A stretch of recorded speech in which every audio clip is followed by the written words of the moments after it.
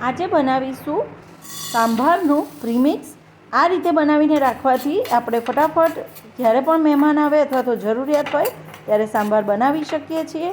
એક જાડા તળિયાવાળા વાસણમાં 1 કપ જેટલી તુવર દાળ લેવાની છે।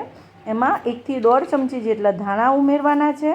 પછી મીઠા લીમડાના પાનને ધોઈ કોરા કરી અને લેવાના છે અને લગભગ 8 થી 10 જેટલા લાલ સૂકા મરચાં લેવાના છે। ત્યારબાદ એની અંદર 2 ચમચી જેટલી ચણાની દાળ એડ કરીશું ને 1 ચમચી જેટલી અડદની દાળ એડ કરીશું। ત્યારબાદ એની અંદર હું સ્વાદ મુજબ થોડુંક મીઠું એડ કરીશ। અહીં મેં 5 ચમચી જેટલી હિંગ એડ કરી છે, અડધી ચમચી જેટલો ગરમ મસાલો એડ કર્યો અને અડધીથી ઓછી ચમચી જેટલો મીઠા લીમડાનો પાવડર જે હું ઘરે બનાવીને રાખું છું એ પણ એડ કર્યો છે। હવે આ બધાને સરસ રીતે પીસી લેવાનું છે। આ આપણું પ્રીમિક્સ તૈયાર છે। હવે જ્યારે પણ આપણે સાંભાર બનાવવાની જરૂરત હોય ત્યારે ફક્ત જરૂરિયાત મુજબ એ જે પાવડર બનાવેલો હતો એ લઈ લઈશું અને એની અંદર જરૂર મુજબ ગરમ પાણી એડ કરી અને મિક્સ કરીને ઢાંકીને રાખીશું।